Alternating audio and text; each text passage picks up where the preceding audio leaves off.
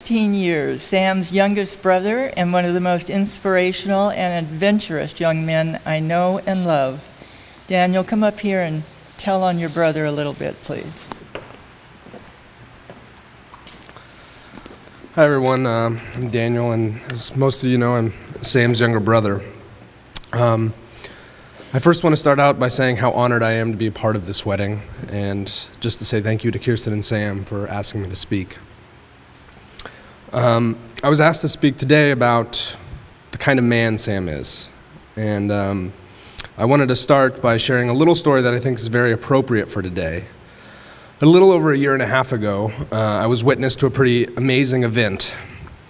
Sam was planning a romantic weekend for he and Kier, a weekend where he was going to propose to her. He had decided he was going to propose a while back. He had purchased the ring, and now it was time to act on it, and he wanted to make sure he got everything right. Obviously, this wasn't the usual Google search for a nice hotel type of planning. So Sam called me up and asked if I would drive up to Santa Barbara with him. He wanted to check the hotel himself, find a nice place to watch the sunset, and pick out the spot where he would drop to his knee and ask the woman whom he loved to spend the rest of his life with her, or him. Kirsten knew that they were going to go away for a short trip, but just thought of it as a nice break from her insanely busy residency rotation. So 2 days before the planned trip, Sam and I started our drive up the California coast. We had driven up this road many times, either to go to the beach or to eat at the best fried seafood place we know, but something was just different. Sam was quieter. He was in his head, not speaking much, just letting the love songs from the car stereo blast along loudly. Every time I would look over at him, I could see him deep in thought. When we did talk, it was about how much he wanted this to go right. We stopped at a few different roadside viewing areas where we ranked each one on quality of potential proposal awesomeness and estimated sunset time for each location. He and Kirsten often drive out to the beach and watch the sunset, and he wanted to propose with the beautiful view of the California sky behind him. We finally pulled up outside the hotel they would be staying at. Right across the street was a beautiful beach. We parked the car and went to explore. We walked up and down the skinny strip of sand as Sam poked and prodded with his eyes, searching for some place to jump out at him. And there were a few places. He decided it would be here, on this beach. The excitement was visible, as well as his nervous self-assurance was audible. Next, we went to the hotel, walked around the grounds, and then went to the front desk to make sure the reservations were in order. Next, we went up to the restaurant, had lunch, checked it out. It was nice, but not right, so we made reservations at the other option across the street, a nicer place with a view of the water.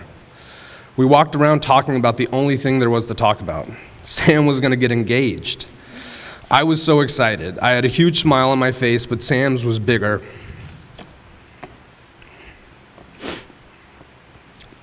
With all the plans made, we returned to the car and started our drive back down to Los Angeles. This leg of the trip was less tense. With things in place, Sam was less concerned and more talkative. The drive home was smooth and easy, but it carried such weight. I knew that this day trip was something that I would remember and tell the story of how I experienced what it would be like to date my brother.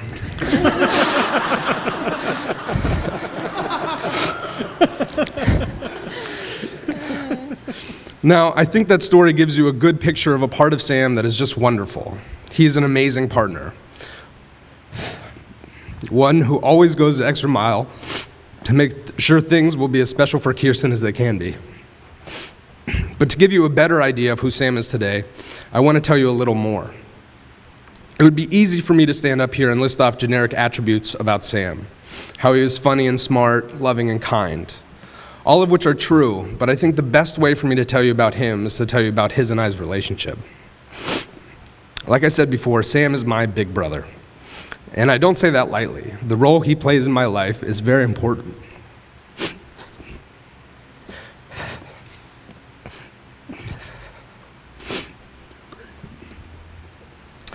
He has always been my big brother. As a kid, I looked up to him for all the reasons kids look up to their older siblings. He had a cool pierced ear, awesome bleached blonde hair. He had cool friends and could stay out late and had a car. But Sam, as an adult, is a much cooler big brother to look up to.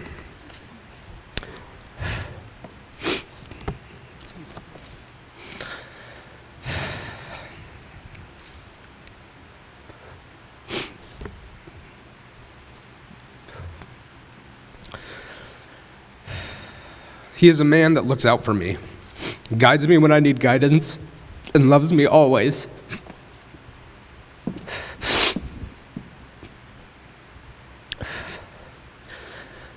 Having Sam as an older brother means that I have someone to turn to for anything that life throws at me.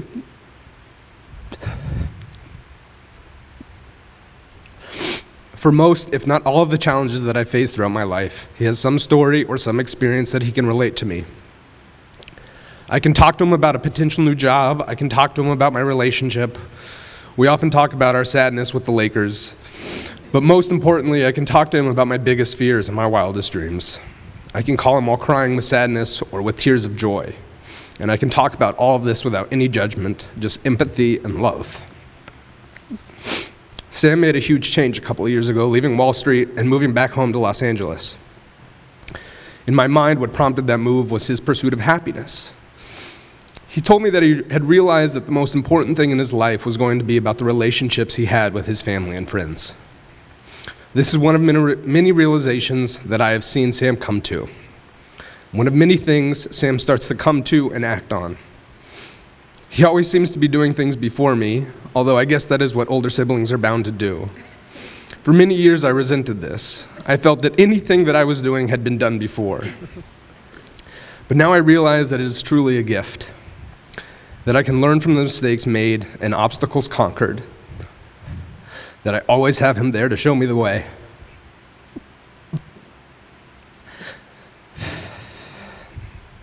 That is who Sam is for me. He is the man I look to for things big and small. He is my guide in life. He is my friend and will forever be my big brother. Congratulations.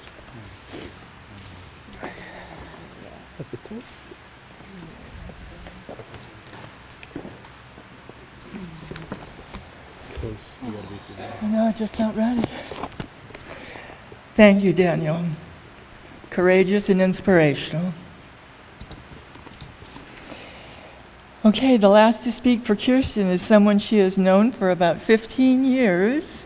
She's given away her bouquet. Kirsten told me that when she needs some sound reflective advice, Megan Buttran is the person she calls.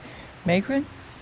Thank you. Oh, I'm sorry. Is that yours? No. That's yours. Kirsten and I first met 15 years ago when we were 17 years old and beginning college, and she was living in that class of 18 U-Haul, and I was next door in Jam. And like Jen, I was initially struck by Kirsten's curly, thick hair, and also all of her fantastic clothes. And as I got to know her, I was impressed by how hard she worked and how insightful she was about all of those big questions that loomed large at the very serious age of 17. We quickly became partners in crime for adventures with Jen and Andrea. And Kirsten has been a dear friend of mine since that first year of college. And though that curly hair is no longer, her style and her work ethic, her insight, her sense of adventure are as evident as ever. When I look back on Kirsten and Sam's lives since finishing college, I can see that each of them approached that transformative decade with remarkable clarity of purpose. Kirsten has always been deliberate and thoughtful in her decision-making. She has never been one to take a passive approach to life. She's clear about what she values, and she makes choices that are consistent with that, even when those choices lead her down a road that is challenging or long. Those traits of Kirsten's are especially clear in the career path that she has taken.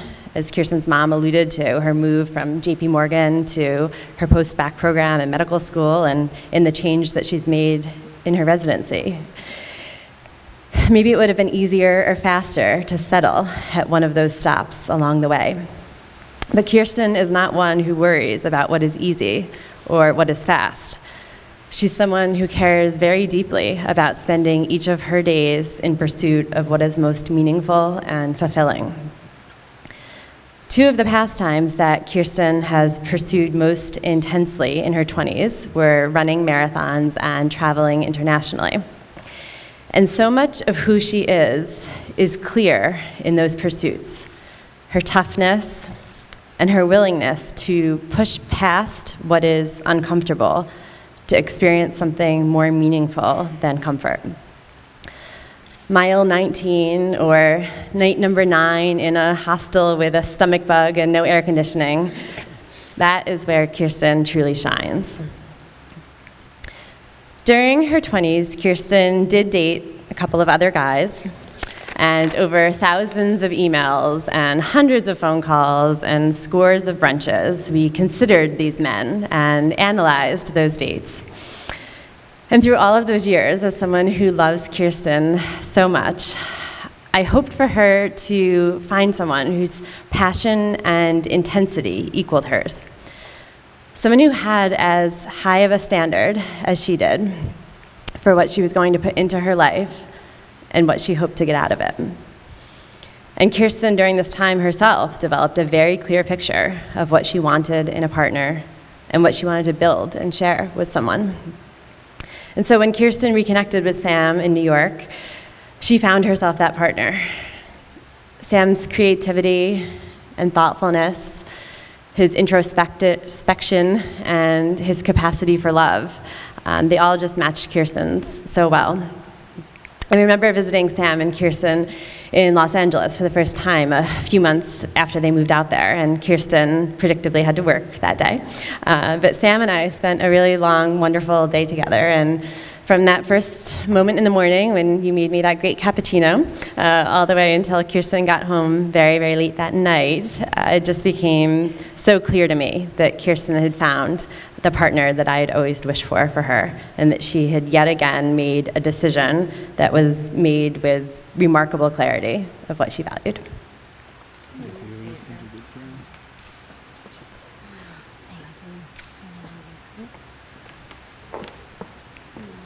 Thank you.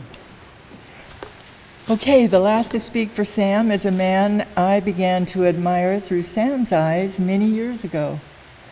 The late psychologist Alice Miller writes about witnesses, people who are able to listen empathically to those in turn and in need, and in turn, this listening can heal our broken hearts. Michael Meyer has been one of those witnesses for Sam. Michael?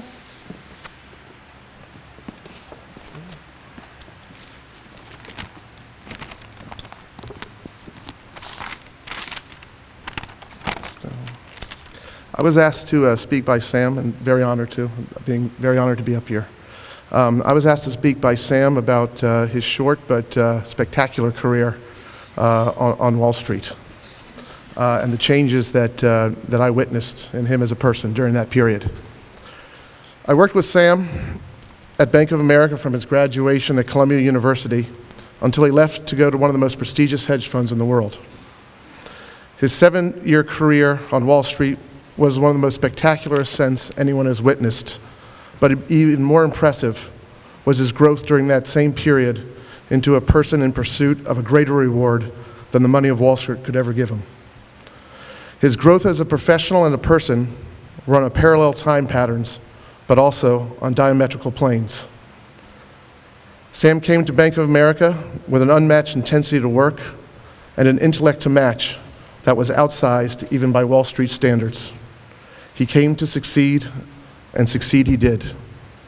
He jumped into the river of bond trading and quickly swam to the fastest current in the river. Sam swam with this current as fast as he could and found himself well ahead of his peers at every level. He was on the path he had always dreamed about. His work at Bank of America got him recognition from one of the top as one of the top young talents in the bond industry. This recognition led to a new job with one, if not, the most prestigious hedge funds in the industry. He was at the highest level of the playing field. Sam continued down the path that he had always wanted to be on. He had money and the respect from the people he wanted respect from. At this new role, he succeeded even more than at his previous job at Bank of America. And just when he was asked to take another leap forward, to swim in an even faster current, he stopped. Sam got out of the fastest part of the river. He swam to the bank. He got out of the river, and he started to walk down a new path. It is only in retrospect that as a witness to this period, can I see the true changes he was trying to make and the courage it took to fight the currents of his life to make these changes. Sam had always walked to a different beat than his peers.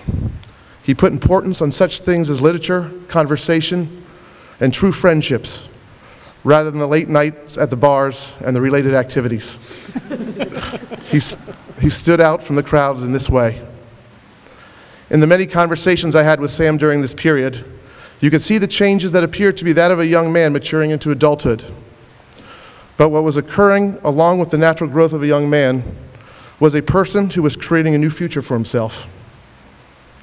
He was swimming beautifully in the fastest current in the river, but each time he came up for air, he realized this was not what he wanted.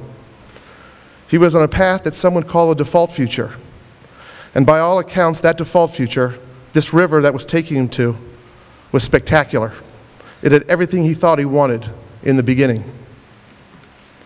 But Sam had the courage and willing to do the work it would take to create a new future for himself. And with the same intensity, and with the help of many people in this church, he got out of the river where Kirsten was waiting for him on the bank. And they together started walking down a new path, a path they created for themselves rather than let the river take them where it wanted to go.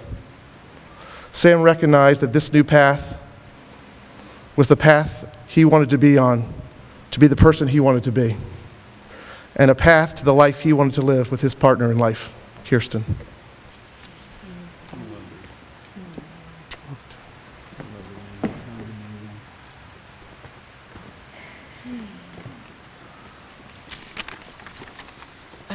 Megan talked, right? Okay, now we can take a breath for a moment because now the bride and groom are going to be saying a few words. It's their turn to say something. They have found 2 readings that speak of this love that we're talking about today, and they want to read it to each other and share it with you. And we're going to start with Kirsten, and it's from Rumi.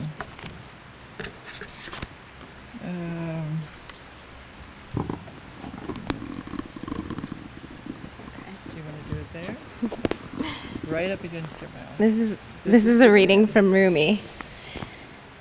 The moment I heard my first love story, I began seeking you, not realizing the search was useless. Lovers don't meet somewhere along the way. They're in one another's souls from the beginning.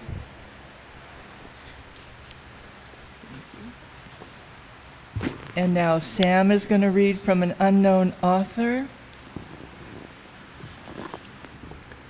From this day forward, you shall not walk alone. My heart will be your shelter, and my arms will be your home.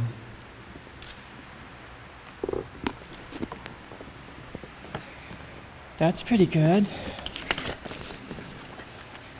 Okay, now they've asked me to say a few words about this love, this sacred love that I talk about. I know, I've got to hold on to this thing.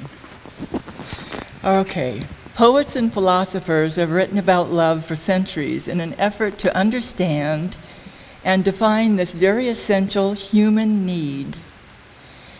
So essential is it to our life that we must have it at birth in order to survive. And so essential to our life that in the end, how well we loved and how well we loved others is the only thing that seems to matter. Love comes in all shapes and sizes, yet there is a central quality to a love that lasts, and that is a deep caring. Caring is the valuing of another person's needs and happiness as much as your own. Think about that for a moment. A caring that values another person's needs and happiness as much as your own. And is this caring shown through words and actions that gives rise to trust, the next step in love's evolution? Trust between two people generates intimacy.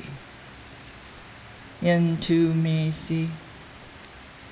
You're not going to laugh at that one, okay. And the courage to be vulnerable. With trust and care tucked in our pockets, love asks us to dare greatly and show another all of the parts of ourselves. In a world that relies so much on image and ideas of perfection, this is not easy. Why, in doing so, others will see our flaws and imperfections. We risk rejection, shame, disappointment, and hurt. Yet without this risk, we cannot find who we belong to. The ones we belong to will say to us,